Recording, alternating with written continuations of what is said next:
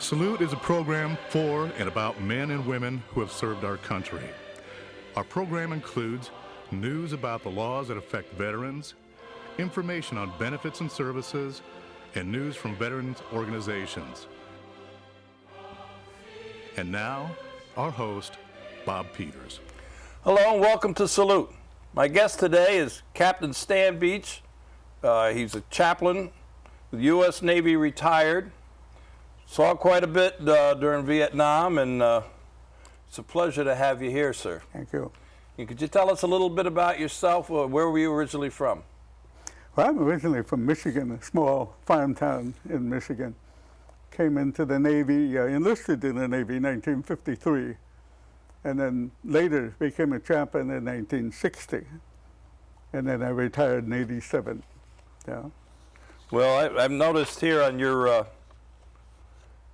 you've got the Legion of Merit, Bronze Star, Medal with V, Gold Star, Purple Heart Medal, Navy Commendation Medal, V, Coast Guard Commendation Medal, Combat Action Medal, Vietnam Cross Medal, and if I kept going, we wouldn't have any time to listen to this man talk.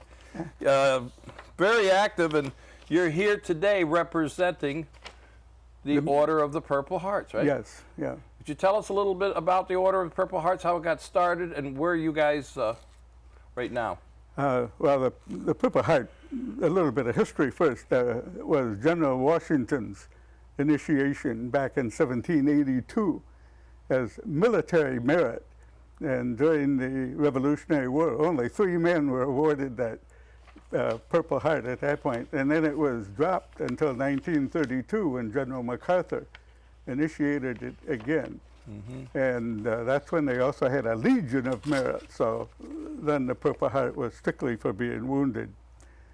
So the Military Order of the Purple Heart is the only veterans group that everybody was in combat and was wounded in combat. And it's also awarded to those that are killed. But there are only 45,000 of us that are Military Order of the Purple Heart, so it's not a large outfit. And they meet locally in the villages at the American Legion Hall on the 3rd Monday of each month, of alternating months starting in January. So January, March, and so forth. So at what time would that meet in case somebody wanted to come down and meet you, and maybe they want to join your order? It's 1 o'clock on that 3rd Monday up at the American Legion Hall. Larry Singer is the local rep, and John Bircher is the national public relations, who also is a member of our chapter. So we have guys from World War II, Iwo Jima, on up to Iraq, who are members of the local chapter. How many members do you think you have? I don't know what the total membership is, but attendance, like most of the vets group, is not great. A dozen to 15, sometimes we get 20. But obviously, wounded guys have some limitations, some of them, and aren't able to make every meeting like that. Yeah, that's understandable. Yeah, every member has a visible memory of his combat time and a scar that's left from his wounds. Speaking of wounds, you have a picture there. You want to show us what this picture is and tell us? I mean, I'll hang on to these other ones so they don't fall for you. This was when I was wounded. Someone took this picture. We had various reporters with us. Whenever reporters get off the helicopter, they know things you don't, and we knew it was going to be bad. Yeah. And so they took this picture after I was wounded. And they give it to you in the hospital, or where'd you get it? I went to the hospital ship, and there were so many casualties, they got us off as many as they could. I went to the Philippines, and then from there to Hawaii for 3.5 months, and finally to Chicago, Great Lakes. So it was 13 months in the hospital. 13 months in the hospital. You weren't wounded just once there. You had several wounds, did you not? Well, wounded in the arm and the leg, and then little pieces in the head and shoulders, tiny pieces. Yeah. See, you know, I saw that picture. You showed me that picture, and didn't relate chaplain to being wounded in the jungle. You know, a lot of people seem to think that the chaplain is in a little church, a little building somewhere. Well, maybe you could tell us a little bit more about what you did as a chaplain. You want to be with the troops, but you want to be an asset, not a liability. So if you're with a very small group, like a platoon, you're a liability. Now, I had my own bodyguard. The Marines assigned one man to me, and he carries a weapon. No chaplain carries a weapon. You're the only non-combatant in the military. So you're so busy doing what you're supposed to do, is ministering to the troops. You don't need a weapon. The other guy carries it. So with a platoon, I'm a liability. I'm one more person they have to be worried about. But when you go out with a company, a larger group, that's not really an issue. Then you're an asset. You're kind of a celestial rabbit's foot to the troops. The chaplains with us, we're okay until the chaplain gets wounded. Yeah. And then morale takes a little dive at that point. Same thing with the corpsmen. The corpsmen and the chaplains are really appreciated and accepted by the Marines. Yeah, I had a couple friends that are corpsmen, and a couple of them been on the show, and yeah, I know how tight they are. Yeah. I went through field medical school as a chaplain, myself and another chaplain, before we went to Vietnam, so we could work right alongside with the corpsmen. I never had to start any IVs or anything, but some of the CPR and carrying the wounded mainly. And I organized the evacuation while they treated the men. So. You, I noticed here the Coast Guard too, because you said, if you want, I'll take that for me. You worked with the Coast Guard and the Navy chaplains can go to the Coast Guard, which includes the Merchant Marine with them, or the Marines, or the Navy, the sea services, and you wear the uniform of that service. So in the Coast Guard, I wore a Coast Guard uniform. Marines, I wear a Marine uniform. Oh, really? Navy. See, I didn't know that. I learned something every day, you know? Yeah. Yeah, so you had another picture here that you... Well, these were the dog tags for all of the men from 3rd Battalion, 4th Marines that were killed in Vietnam. And that was strictly a 3-year period. So there are almost 400 here, 390 something. And so one man was killed every 3rd day, and you figure there are probably 5 to 6 wounded for every man killed. Wow. And you, I don't know if you could see it at home, but if you're looking at that picture, the one on the far right has got a little blue on it, and that's why. That's when the same outfit is active today. It was deactivated. It's active, and it's been to Iraq 5 times. In Afghanistan, they're leaving again shortly for their 3rd trip to Afghanistan. And those are the men that were killed in Iraq and Afghanistan. This was the unit, remember when they pulled down the statue of Saddam and the flag draped over it? That was this outfit. Oh, okay. Yeah, 3rd Battalion, 4th Marines. Yeah, so you had a lot of history there, huh? Yeah, so the Order of the Purple Hearts, do you guys have a certain function that you support? You know, like something like the Legion has Boys State, Girls State, you know, that kind of stuff. Many welfare activities, from the cell phones for the troops, encouraging the men who are still hospitalized from their wounds and going through rehab, welfare support of the needy vets. Just like any other organization, we're involved in all of those things with the troops. Okay. Well, I picked this up today. I know you are a member of several organizations, as am I. You know, one of them being the VFW, and this is the latest VFW magazine. Right. I don't know if you had a chance to see it. I did. I just scanned it. Yes. Yeah. Well, I found this very interesting statistics. According to the VFW magazine here, World War II, the recipients, the Purple Heart, female Purple Heart recipients, wounded in action recipients. World War II, there was 100. Korea, there was 3. Vietnam, there was 10. Persian Gulf, there was 6. In the Iraq-Afghanistan war, 741 ladies, women soldiers, have Yeah. received the Purple Heart. That's amazing. The active part in which they play nowadays. You know. Now the women are involved in frontline units. Before they were only nurses or something, so there's been a tremendous shift. Yeah, I was reading an interesting article in there too Yeah. about one lady, a pilot in the Air Force. Some guy got in trouble and she just turned her plane over there and just took care of everything for him. You Yeah. know, so. But what was it like? I mean, you had a tremendous experience when you came back home. I mean, did you get involved in the Purple Heart right away, or what did you know? You stayed in the military. You were a career, right?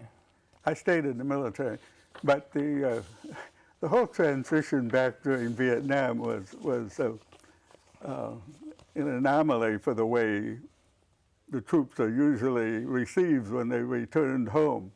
Yeah. We were not very much welcome, but providentially, I spent my first year back in the hospital, so I didn't engage in some of the probably more intense things. And when I left the hospital in '67, they returned me to a year and a half of limited duty. And I was at a hospital dealing with the patients again from Vietnam. So I probably was sheltered from some of that. But when I did come back, I had joined the military Order of the Purple Heart in 1968 when I was a chaplain at the hospital in Long Beach, California, and dealing with the wounded, and they would come and visit the wounded troops.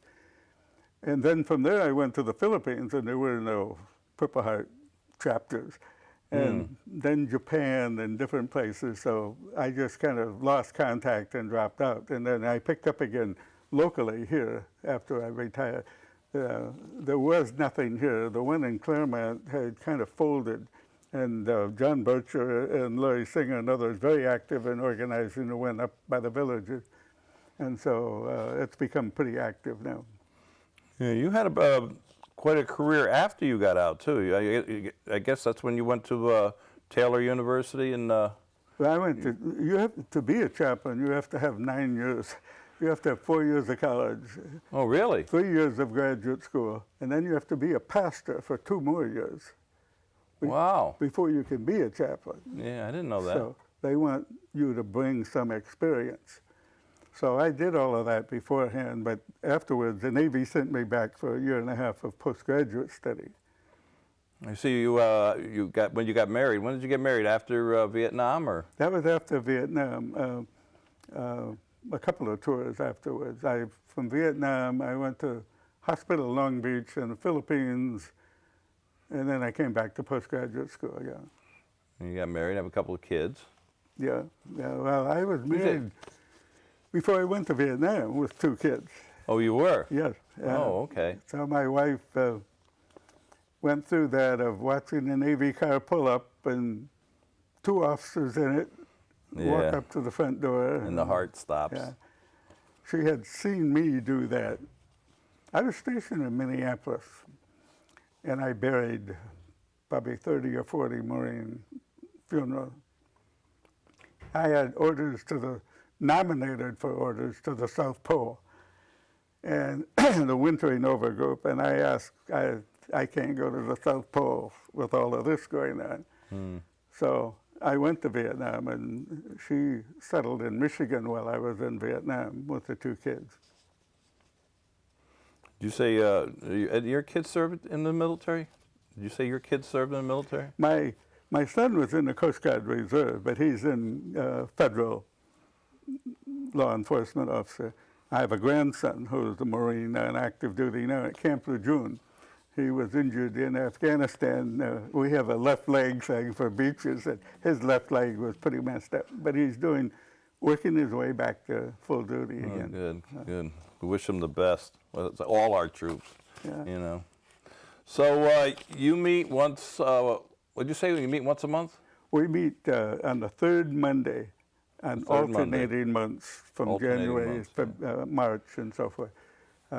Up at the American Legion Hall and in the villages, on the south side of the villages. So you must have quite a few guests that you can bring on the show for me, huh? Yeah. Yeah. There must be certain experiences in your life or different things that have happened during your career that you'd like to talk about or maybe you'd like to share with us. Well, my first tour assignment was with the Marines at Camp Lejeune.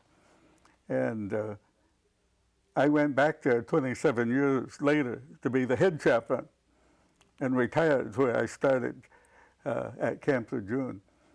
It was an incredible privilege as I look back, shipboard, Coast Guard, to be able to minister and associate and relate every day with some of the most brightest, best, most courageous Americans.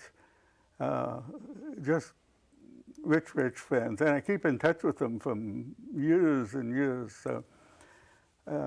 Different place. I went to sea aboard ship, and one of those men that I got really engaged with and ministering with ended up on the Pueblo and was captured. Oh, yeah. In the Pueblo. He was the intelligence officer, Commander Steve Harris.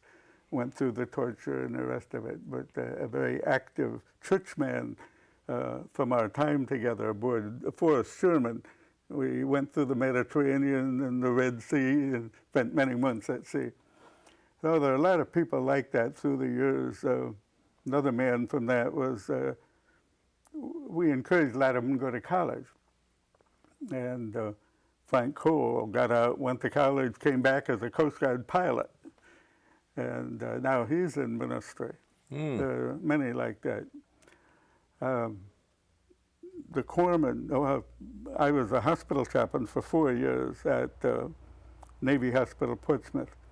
And we had a group of 50, 60 met every week, nurses, corpsmen, a couple of doctors. And 5 of those men became ministers. 2 of them became Navy chaplains. Oh, yeah. And it was quite an experience when I was the head of the Navy's chaplain school to have one of these guys that was a corpsman that became a Christian at that time, and now he's coming on active duty as a Navy chaplain. There are many others like that, but I think the guys in Vietnam, when you've been through combat, there's a kind of a bond that you don't have other places. I think that, yeah, that's true, and I think just that bond exists between anybody to put a uniform on for this country. You know, Yeah. I mean, there is something you could tell. Anyway, I can tell someone who's been in the service. Yeah. You know, it's you grow up. You know. do. Your limits have been stretched. A new sense of confidence and leadership. My grandson joined the Marines, a typical high school kid, and his mother was just amazed of the transformation after boot camp. Yeah. Yes, ma'am, and no, ma'am, and polite and thinking of other people. And that's pretty much the experience. You're right, you probably can sense the bearing and the poise and the rest of it. So. Yeah. For the most part, you know. It's not to say that other people don't grow up, but I think the military. And I'm one of those believers that you should do it if you can do the military. If not, do some service, you know, for the Peace Corps or what have you. You know, anything like that really enriches people, I think. You know. Yeah. Yes. The combat is a little extra Yeah. of that, where even if you weren't there at the same time, you fought the same enemy on the same ground, if you will, and there's a kind of a bond. So we have about 1,500 of us that associate from Vietnam. Through computer or? We meet every 2 years. It's an association of that 3rd Battalion, 4th Marine. When I retired, the colonel, our CO, was dying, and he said maybe the guys ought to get together. So we started, and it's just growing like mad from the. So we have 3 with the Medal of Honor that are living, and 19 Navy Crosses. Most of those are not living, and then the many other awards for courage. One was recently in the military order. The Purple Heart sponsored the dinners and lunches for him. Ned Seath used to live in a place called Tween the Waters in Tavares on the Dora Canal for his winters. And I found him here and connected. We had lunch several times. I told some of the other guys, and they communicated with him, and they were shocked he had not been awarded this high award, the Navy Cross. And they started the work, and it took 5 years. So 2 weeks ago, he was awarded the Navy Cross by the Secretary of the Navy. 2 weeks And ago. the Military Order, the Purple Heart guys, were the key people to push this through the system. Yeah, Yeah, 2 weeks ago. yeah. Took a little while, huh? Ned was one of the typical Marine guys who they dropped him in the jungle, and they were being overrun. He was a machine gunner, and the unit had 2 machine guns. Both machine gunners were wounded, he and the other one, and both machine guns disabled. Even though he was wounded in the dark, he took them both apart, put together a working machine gun, and Wow. continued to protect the Yeah. troops. And the bodies piled so high, he had to stand up exposed and shoot over them. Oh my God. 44 dead in front of his foxhole the next morning. Wow. He's quite a hero. Yeah, I would say so. But yeah, because I've talked on the show before about my uncle who was on D-Day, and you learn. I mean, I wasn't in combat really, and he took out a machine gun, and he was on his way to take out a pillbox. And anytime like that, the first thing the enemy wants to do is take out the machine gun. Oh, yes. You know, try to limit your firepower. So those people they're very important, and they're very tough. The senior vice commander, it's called, the number 2 guy in the Military Order, the Purple Heart, I guess he'll be the national chairman next year. He was in this outfit in 3rd Battalion, 4th Marines, and he had sat down beside me in a lull in the fighting, and we had a little conversation, and he asked about could he wear the cross I have, because he used to have one. So I gave him my cross. And next time I saw him, he patted his pocket, gives me a thumbs up from maybe across the room. And he and 2 other men were there, and I didn't know what was going on. They crawled up on their belly to take out a machine gun nest that had us stopped. And he was awarded the Silver Star for that. Bill Hutton is his name, lives out in Canoga Park in California now. Yeah. Well, I'm sure you've met quite a few of these brave men and women over the years. You have any women members in your organization? How many? Do you have any women in your? Oh no, up at the no, no, we don't have. We have 1 Iraq veteran, but no women. There aren't that many women wounded. Now there are. Yeah. But they usually don't stay in, has been my experience. And they're almost all Army. Yeah. The Marines will not allow a woman to be in infantry, artillery, or tanks. Oh yeah, really? But they are there and can be wounded because they're part of the public relations in dealing with the women of in Afghanistan, for example. Stan, you got any contact numbers if somebody wants to learn more about the Order of the Purple Hearts? Larry Singer is the local chapter commander, and he's at 352 area code and 787-5536. And John Bircher is the national public relations and lives in Lady Lake in the same area code, but 753-5535. Okay, so we got those numbers out there. So Right. if anybody wants to learn, you travel with the Order of the Purple Hearts. You guys, go outside the state or anything like that? I don't. John Bircher does as the national public relations. He's right now, I think he's in Washington, D.C. area. But the rest of us, no, we're not traveling that. In closing, is there anything about the Navy, about the chaplains and what it takes to be a chaplain? What is anything you'd like to say about that? I've mentioned the requirements to be a chaplain. There are only 850 Navy chaplains. probably twice that for the Army and half that for the Air Force. So there aren't a lot of chaplains. And you have one chaplain for every 700 of the troops, is the way it comes out. A lot of chaplains have been wounded. A lot of chaplains have been killed over the years. I think we had 3 killed in Vietnam that were Navy chaplains. One of those won the Medal of Honor, Father Capodanno. So chaplains are always on the front lines, whether it be with the Marines, if they're aboard ship and the ship is in action, they're involved. With the Coast Guard, they're not so engaged in combat that way. Well, I can't tell you how much service that you provide for our men and women in uniform, and being a man of the uniform, being a chaplain. Very important part of the military is the chaplains, and I'm very glad that you could be here today and give us a little insight on that. Unfortunately, I'm starting to run out of time, Stan, but I do want to mention one thing before we go. Just recently, our country lost its last doughboy. His name was Frank Buckles. Frank was 110 years old. He enlisted in World War I, the war to end all wars, supposedly, at 16 years old.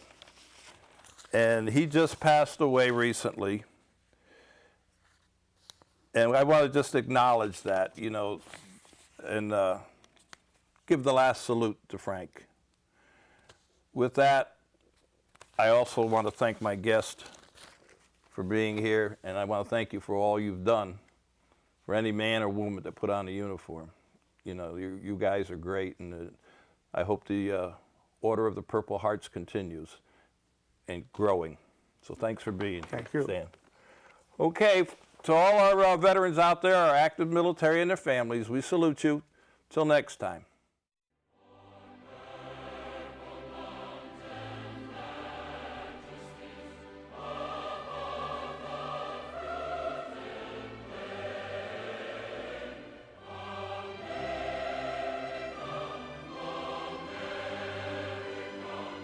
Let us know what you want us to present in our future programs. Please call Lakefront TV at 352-728-9707 with your programming ideas and suggestions.